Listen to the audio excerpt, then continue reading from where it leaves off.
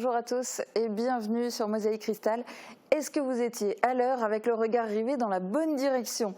En tout cas, grâce à Mosaïque Cristal, vous allez pouvoir voir ou revoir les Alpha Jets de la Patrouille de France qui ont survolé Sarreguemines hier après-midi. Dans cette émission, on va aussi vous présenter le nouveau chef de corps du 16e BCP à Bitche. Et vous verrez, il y a du neuf du côté d'Emmaüs Sarreguemines. En fin d'émission, on vous emmènera aussi en vacances. Mais place d'abord à l'actu, on commence avec le Flash Info du jour. Le 16e bataillon de chasseurs à pied, basé à Bitche, a un nouveau chef de corps. La cérémonie de passation de commandement a eu lieu ce jeudi matin au quartier Drian. Après 2 années passées à Bitche, le colonel Thibault Lemerle est remplacé par le colonel Grégoire Hupsch. Les commerces du centre-ville de Sarreguemines seront exceptionnellement ouverts ce dimanche 19 juillet de 14h à 19h. Les badauds pourront en profiter pour faire de bonnes affaires en cette première semaine de solde et aussi pour se divertir grâce aux diverses animations proposées pour le Summerfest. Gérard Jugnot fait partie du casting de Une affaire française. Il s'agit d'une mini-série consacrée à l'affaire Grégory qui est tournée en partie et jusqu'au 24 juillet à Haguenau. Le tournage a lieu sur le site de l'ancien tribunal d'instance au centre-ville et attire un nombreux public.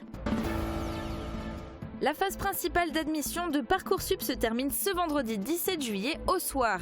Pour les candidats n'ayant pas reçu de proposition à ce jour, ils pourront formuler de nouveaux vœux parmi les places disponibles dans la phase complémentaire continue jusqu'au 10 septembre.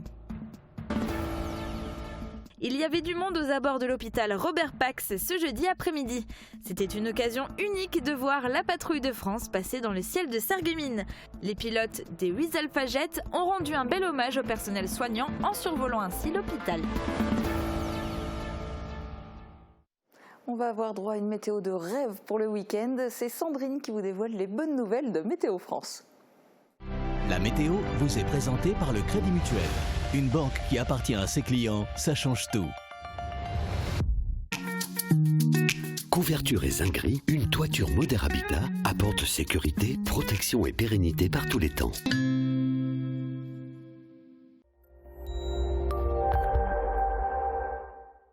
Après une semaine sous la grisaille, on retrouve le soleil pour ce week-end. Il sera présent toute la journée et permettra aux températures de remonter. Les minimales iront jusqu'à 15 degrés et les maximales jusqu'à 25. Demain, nous célébrons les Frédéric et le soleil brillera au total pendant 15h41. Passez une agréable fin de semaine et à très vite.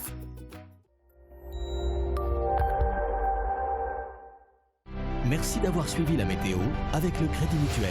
Une banque qui appartient à ses clients, ça change tout. On a parfois la chance de l'apercevoir dans des meetings aériens ou bien sûr le 14 juillet dans le ciel de Paris. Pour la toute première fois, la Patrouille de France a survolé Sarreguemines. Retour en images sur ces précieuses secondes, car oui, ça va très très vite.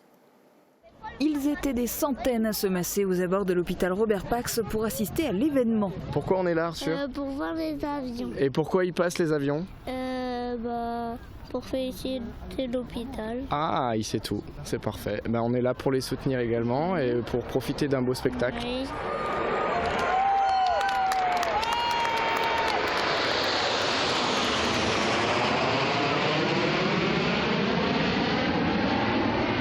Pour remercier le personnel soignant, pour les remercier de leur travail qu'ils ont fait pendant la lutte contre le Covid et voir aussi la Patrouille de France parce que ça reste quand même spectaculaire. Pour remercier tous les soignants qui sont battus pendant des mois et des mois pour lutter contre la crise et pour tous les féliciter et puis pour voir ce moment, ça va être une rare fois je pense dans notre vie qu'on va y voir. Patients et citoyens étaient réunis pour le spectacle. Du côté du personnel soignant, il y a ceux qui travaillaient ce jeudi après-midi, mais qui ont pu prendre quelques minutes pour se masser aux fenêtres. Et ceux qui étaient en repos se sont joints à la foule. Parce qu'en tant que soignante, je trouve que c'est un bel hommage rendu à tout le travail qui a été fourni ces derniers mois. Et voilà. Et puis voir la patrouille de France à Sarreguemines, c'est pas tous les jours qu'on voit ça. Donc c'est vraiment l'occasion de venir voir, comme tout le monde d'ailleurs là. Pendant 2 jours, mercredi et jeudi, la patrouille de France a effectué une tournée au-dessus des hôpitaux français. Un hommage aérien au personnel soignant, apprécié par l'ensemble de la population. Je me dis que voilà, il y a aussi tout le soutien de la population qui est là, qui nous a aidés pendant ces longs mois, ces longues semaines. D'ailleurs, heureusement que tout le monde était là pour nous soutenir et je pense qu'en plus, c'est aussi, en plus des soignants, un beau message aussi pour toute la population de Sarreguemines qui a été fortement mobilisée pendant cette période. Ces 8 Alpha Jets de la patrouille de France sont des engins de 9 mètres d'envergure qui peuvent voler jusqu'à 1000 km/h. Alors forcément, ça va très très vite.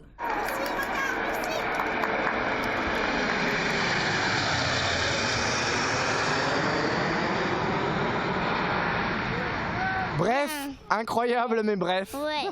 C'est passé très vite, on les a vus passer 2 fois, Arthur. Oui. Les pilotes de chasse ont fait un détour pour survoler l'aérodrome de Sarreguemines, mais sans les célèbres fumigènes bleu-blanc-rouge. Les fumées, si vous voulez. La prestigieuse unité de l'armée de l'air a ensuite effectué un 2e passage au-dessus des hôpitaux de Sarreguemines. Quelques secondes de spectacle intense pour un double passage en trombe.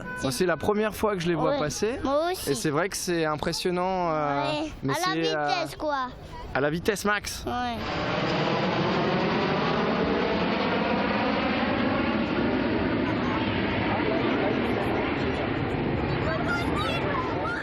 Après l'armée de l'air, on s'intéresse à l'armée de terre. Un nouveau chef de corps a pris ses fonctions au 16e bataillon de chasseurs à pied.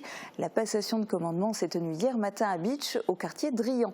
Le colonel Grégoire Hupsch succède au colonel Thibault Lemerle à la tête du 16e BCP. Reportage de David Aurès. Les voilà face à face. Le colonel Thibault Lemerle, chef de corps du 16e bataillon de chasseurs à pied, cède sa place au colonel Grégoire Hupsch.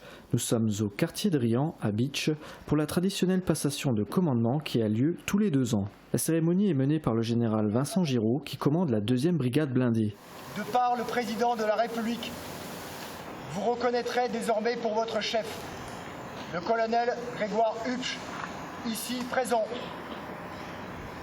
Vous lui obéirez en tout ce qu'il vous commandera, pour le bien du service, l'exécution des règlements militaires, l'observation des lois et le succès des armes de la France. Le colonel Thibault Lemerle poursuivra sa carrière à Illkirch en tant que chef d'état-major de la 2e brigade blindée. Il garde un très bon souvenir de son passage à Bitche. J'ai passé 2 années à Bitche passionnantes, très opérationnelles, avec des engagements à la fois sur le territoire national dans le cadre de l'opération Sentinelle, puis Résilience, et puis les opérations au Sahel, comme ça a été rappelé ce matin lors de la cérémonie. Mais ce qui est important, c'est la façon dont elles ont été réalisées par les chasseurs, ce qui est le fruit de leur entraînement, de leur instruction, le quotidien, et que Bitche nous permet de mener dans d'excellentes conditions, notamment avec les structures de préparation opérationnelle du corps de Bitche. Un camp idéal pour un bataillon d'infanterie. Les infrastructures permettent aux 16 de s'entraîner avec toutes les armes dont ils disposent.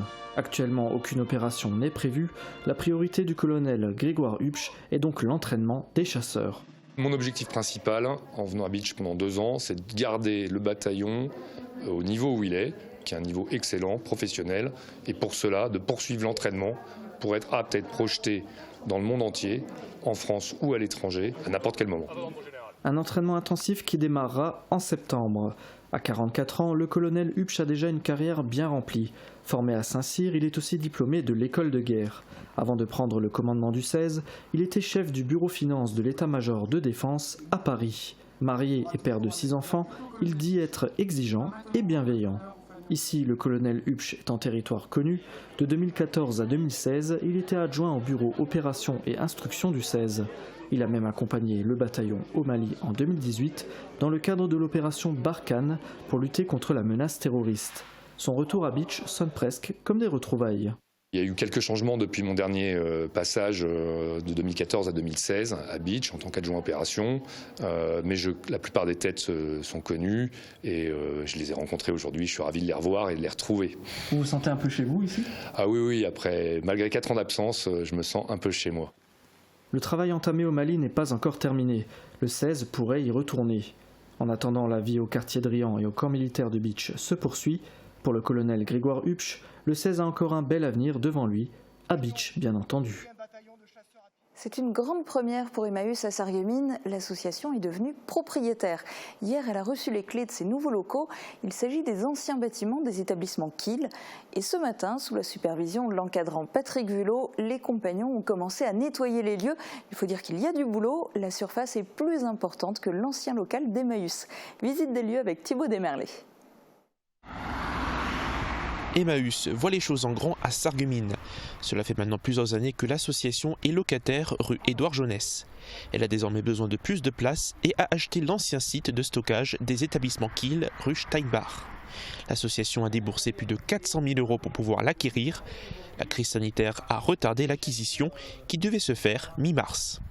Non, l'accès à la propriété s'est fait en amont déjà de cette crise. Donc on avait déjà cette idée depuis bien longtemps.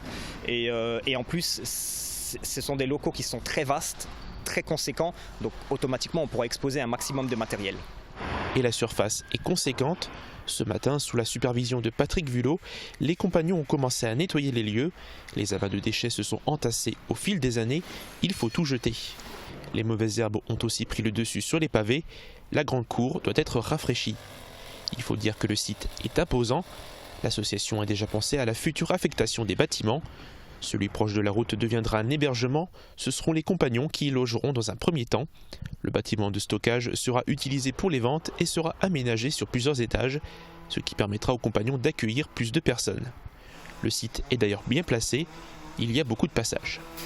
Et puis aussi, je pense que le lieu est aussi intéressant car on est le long de la Sarre.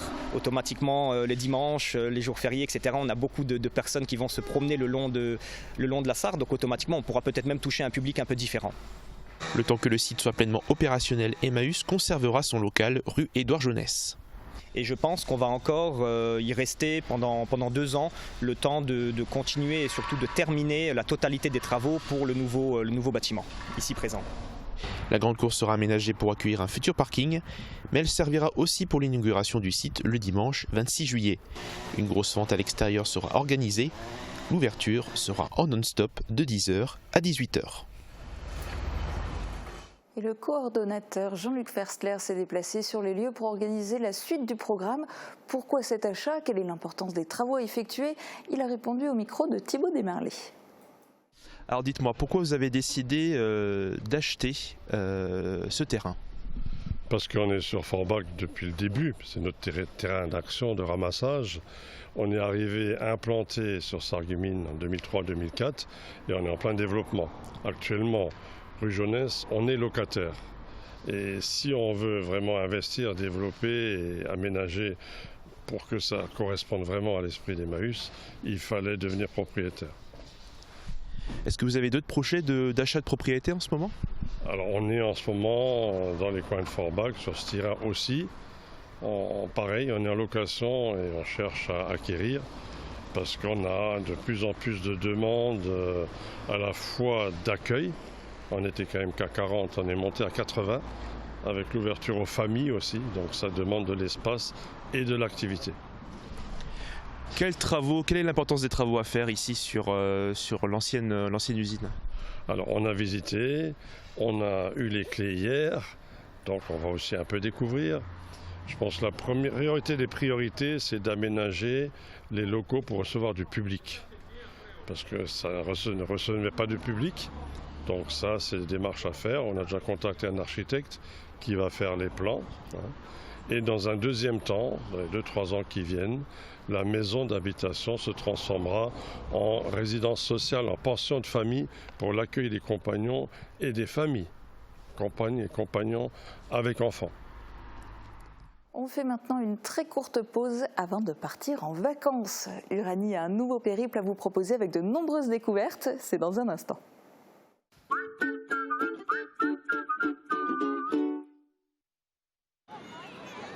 C'est quoi ici? 3 ou 4? Si c'est 4. 4? C'est pas 2 ici? 2? Il me semble que c'est 4. 4, 2, vite là, je vais passer pour je sais pas quoi. Non, c'est 4. 4, c'est possible. Ouais, je suis presque sûr. Sûr? 4. 4. Salut. Salut. Et non, ici la bise c'est 3. Hein. Ah. Passons un bon été avec les bons réflexes. Cet été, le virus circule toujours. Ensemble, continuons d'appliquer les gestes barrières. Ceci est un message du ministère des Solidarités et de la Santé. Cet été, c'est la Summerfest pour la première fois à Sarreguemines jusqu'au 31 août. Au programme, des spectacles acrobatiques et plein d'humour dans les rues de la ville, mais aussi de la musique, du théâtre, des cours de danse, des activités sportives et des balades en bateau sur la Sarre. Les cinémas Forum vous proposent de découvrir des films cultes en projection unique et n'oubliez pas de faire un tour sur la Grande Roue. Passez un été inattendu et plein de surprises à Sarreguemines. Pour un look chic et branché, rendez-vous chez Popeline, 12 rue Nationale à Sarreguemines. Bécher STP, le spécialiste de la protection solaire. Store personnalisable et pergola bioclimatique. Faites confiance à notre expertise et nos produits fabriqués sur mesure. Oubliez les contraintes d'installation, nous nous occupons de la pose. Et c'est la nouveauté. Protégez-vous contre les coronavirus avec la bâche Agivir. Modulable et adaptable à tous les environnements, elle élimine naturellement le virus sans désinfection. Bécher, le savoir-faire de père en fils depuis 1933. Ça y est, c'est l'heure de partir en week-end, voire en vacances. Chaque vendredi, Uranie vous emmène en vacances chez vous. Cette semaine, direction le pays de Sarrebourg. Je vous laisse découvrir. Très bon week-end à tous.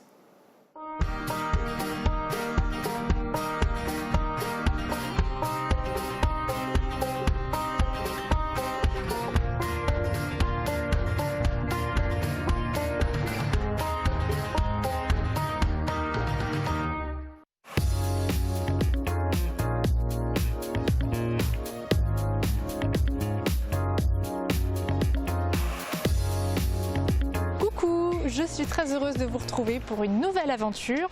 Alors aujourd'hui on va dans une ville où un célèbre vitrail est exposé fièrement et c'est à Sarrebourg. Donc on va bien sûr visiter la ville mais on va aussi aller un petit peu aux alentours. On vous a encore trouvé de très belles pépites à découvrir sur le territoire si vous n'êtes jamais venu ici ou alors à redécouvrir tout simplement avec plaisir. Et pour démarrer cette journée je vous propose de faire une petite balade à Sarrebourg même et notamment autour de beaux édifices qui la composent.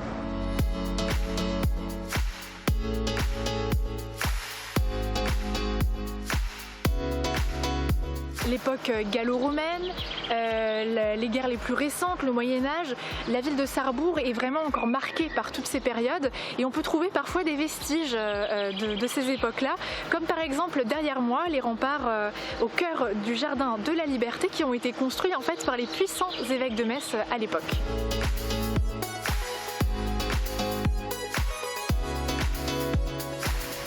Donc là on se trouve à la chapelle des Cordeliers, c'est un endroit très connu.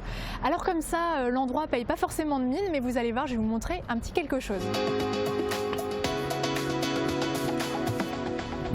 Et voilà, juste derrière moi il y a un vitrail très célèbre. Encore une fois comme ça on voit pas toute sa beauté de l'extérieur même si de nuit c'est assez bien éclairé. Donc je vais vous montrer à l'intérieur, vous allez voir c'est magnifique.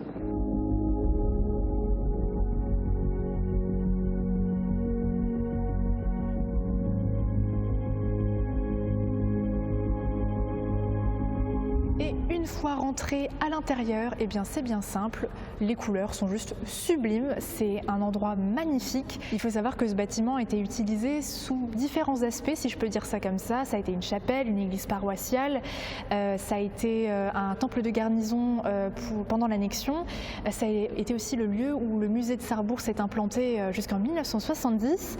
Et le vitrail qu'on voit juste derrière, eh bien c'est celui de Marc Chagall qui a été implanté en 1976. C'est d'ailleurs le plus grand qu'il ait pu faire. Il est venu combler en fait un trou de la chapelle qui avait été partiellement démoli.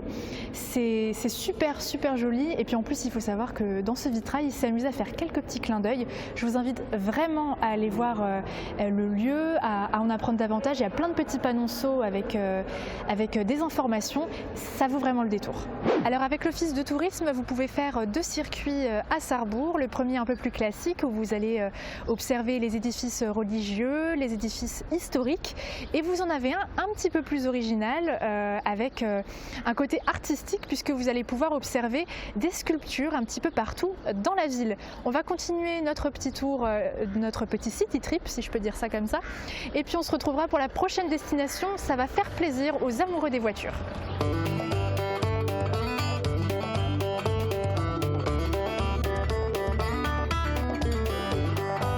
Me voici arrivée à Trois-Fontaines pour la découverte d'un musée plutôt original. C'est un musée sur la 2 chevaux. Alors je ne suis pas une grande connaisseuse en automobile, mais j'ai déjà hâte de voir tout ça. À ce qui paraît, il y a 80 modèles, des classiques, des moins classiques, des plus rares, des choses un peu farfelues aussi. Et puis il y a mon guide qui nous attend à l'intérieur, donc je vous emmène avec moi.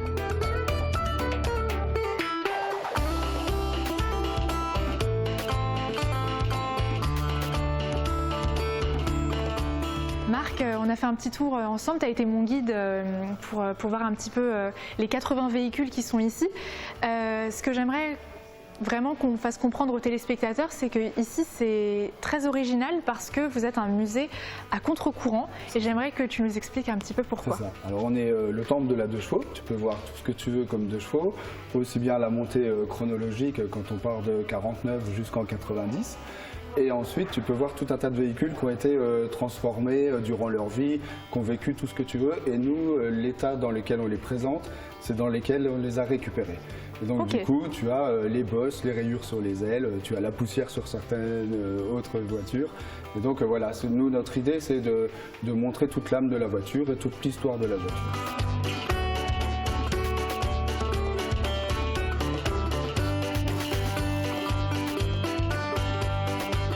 Et on parlait à contre-courant aussi parce que à l'intérieur, voilà, elles sont en état. Et d'ailleurs, on est à côté d'un des véhicules qui t'intéresse tout particulièrement parce que je t'ai demandé quel était le véhicule avec l'histoire qui t'intéressait. Explique-nous. Ouais.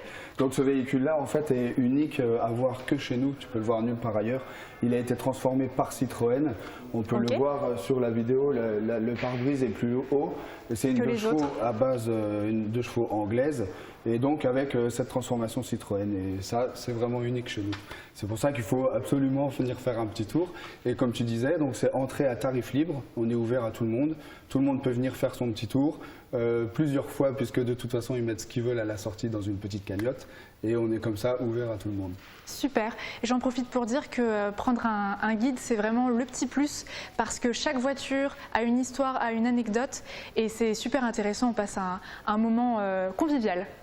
Alors Marc m'a proposé gentiment d'aller faire un petit tour dans une de ces 2 chevaux personnels. Donc ça va être top, j'ai hâte parce que peut-être que j'aurai le droit de conduire après. Hein. On va voir si je suis sage. Donc je vous emmène, hein, forcément, on va faire un petit tour.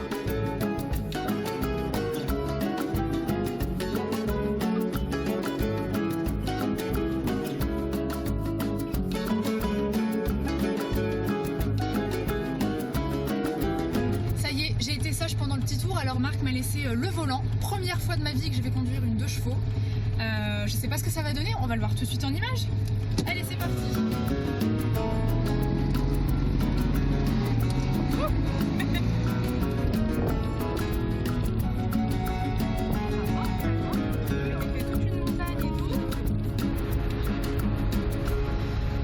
On était sur la route pour aller à Brechwiller et on s'est arrêté dans la commune de Walscheid parce qu'on a vu qu'il y avait plusieurs choses à voir dans cette petite commune, notamment la chapelle qui se trouve juste derrière moi. Et puis il y a une autre curiosité naturelle cette fois-ci que je vous emmène voir et on va passer par ce petit chemin.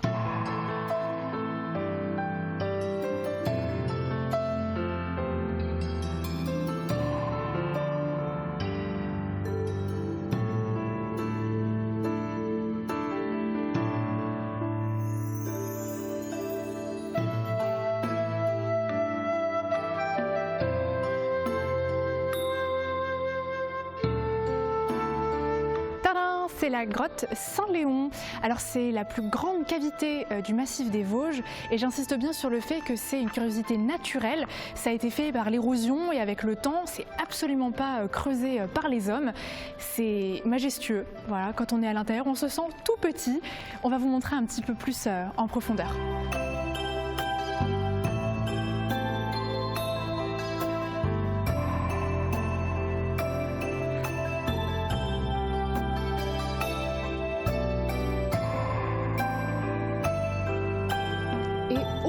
grotte, eh bien, il y a ce qu'on pense être l'ancienne source, donc, qui aujourd'hui, je pense, n'est plus qu'un filet d'eau à certains moments.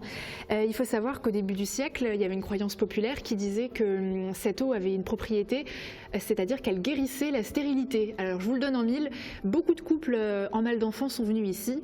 Une question, est-ce que ça a fonctionné? Eh bien, à vos témoignages.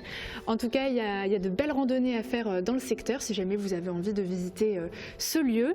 Et puis, nous, on va passer à la prochaine destination. Un indice. Tchou-tchou!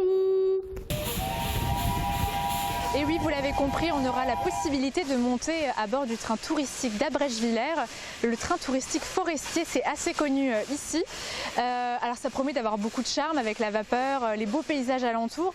On va apprendre aussi beaucoup sur l'histoire et la gestion du site qui tournait à plein régime il y a encore quelques années. Ça promet d'être vraiment super.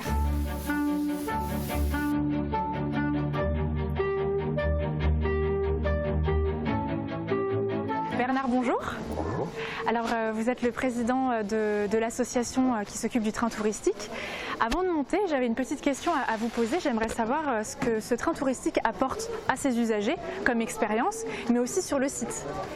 Alors, nous avons l'avantage d'être au pied des Vosges, à une vingtaine de kilomètres d'une montagne qui s'appelle le Dodon. Ce train, comme il l'indique, est forestier. Il va donc passer sur 6 km au travers de toute la forêt pour arriver à un endroit qui s'appelle Grand Soldat où nous pourrons découvrir une roue à godet et une scierie qui a été déplacée dans son entier à environ 30 km d'ici. Elle a été déplacée complètement et reconstruite donc au terminus de Grand Soldat.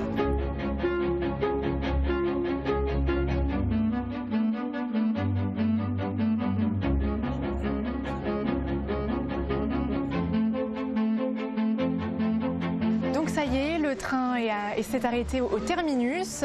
C'est un endroit où il y avait une ancienne scierie. Donc on va y rester une petite demi-heure avant de repartir. Mes premières impressions, c'est super beau.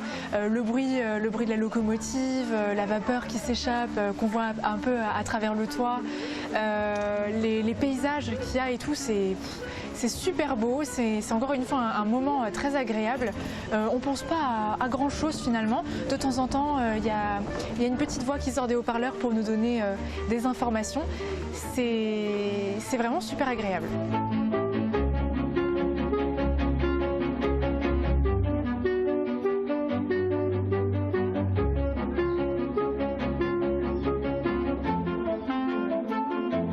À Abrèche-Villers parce que pas très loin de là où on était, on a vu qu'il y avait possibilité d'aller se baigner. Voilà, il y a un petit étang, l'étang de la Forge, avec l'eau qui est de plutôt bonne qualité, d'après ce qu'on a pu voir sur internet. Donc c'était l'occasion de profiter encore du beau temps et de se rafraîchir un peu parce que là il fait une chaleur. Donc je vais aller profiter un petit peu de l'eau.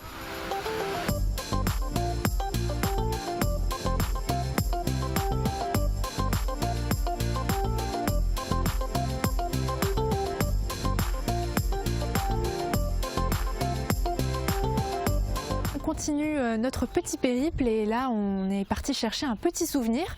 On m'a parlé donc de ce site où en fait c'est une asinerie, c'est à Foulcré dans une petite commune à 30 minutes d'Abrèche-Villers. Donc on va rentrer dans la boutique.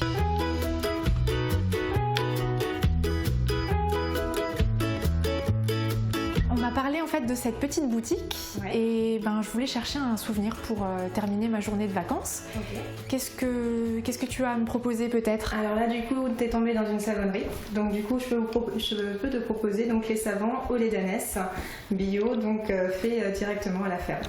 Directement ici? Allez. Super, je regarde ça. Donc là en fait on a différentes senteurs. Donc tous nos savons sont 100% naturels. À l'intérieur c'est de l'huile d'olive, de l'huile d'argan, de l'huile de noix de coco.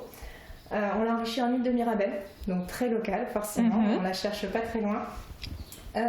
Tu as bien sûr les 20% de lait d'ânesse bio et la plante. Donc pas de parfum, pas d'huile de palme, etc. Que du bon. Et donc du coup ça va être vraiment très très bon pour tout ce qui est peau sèche, peau atopique, très sensible. Pour le psau et l'eczéma ça peut aider aussi. Ah génial, ouais, ça c'est bien. Il y a pas mal de problèmes en ce moment avec la chaleur, tout ça. Donc voilà, vraiment des savons qu'on peut utiliser au quotidien et vraiment tout le monde, du tout petit bébé jusqu'au senior sans aucun problème. Super. Et tout ça c'est fait ici alors? Tout est fait ici, donc on a nos ânesses qui sont juste à côté, on pourra aller les voir si tu veux. On fait la traite donc au quotidien, donc là en période de grosse chaleur j'évite parce que les bébés sont encore tout petits, donc je veux qu'ils aient de quoi bien sûr toute la journée. Et on traite nos ânesses, on filtre le lait et après avec le lait frais, donc du coup on fait nos savons et des cosmétiques aussi.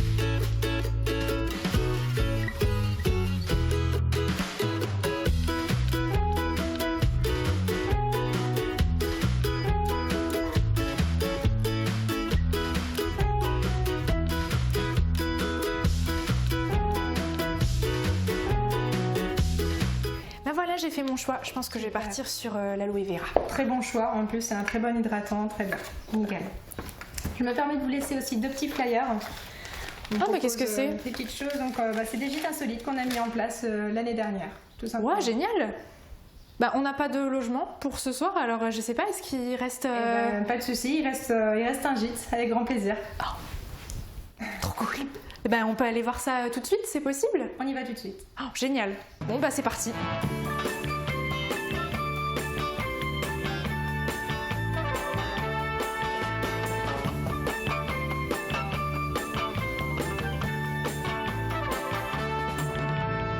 Et voilà, on est sur notre lieu de logement, ça s'appelle le gîte Les Robinson, il y a 4 logements.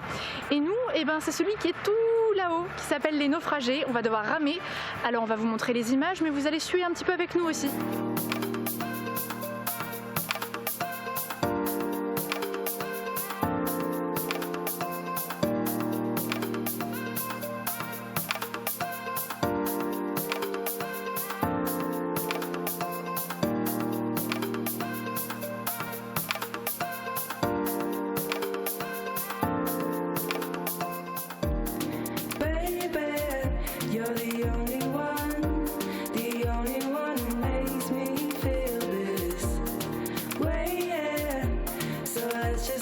Franchement, c'est un endroit super beau. On se sent vraiment... en fait, c'est à la fois comme chez nous, mais à la fois pas du tout. Ouais. C'est ça qui est assez surprenant. Et quand les gens viennent ici, c'est pour chercher quoi? Et quand ils repartent, qu'est-ce qu'ils te disent?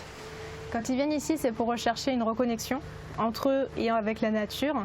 Et quand ils repartent, du coup, ils sont contents parce qu'ils ont eu cette reconnexion avec la nature, mais ils ont apprécié aussi le calme, le silence et le paysage, tout simplement.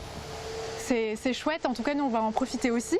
Donc je te remercie beaucoup et puis on va aller faire encore un petit tour parce qu'il y a un endroit sympa juste derrière. Un petit peu caché.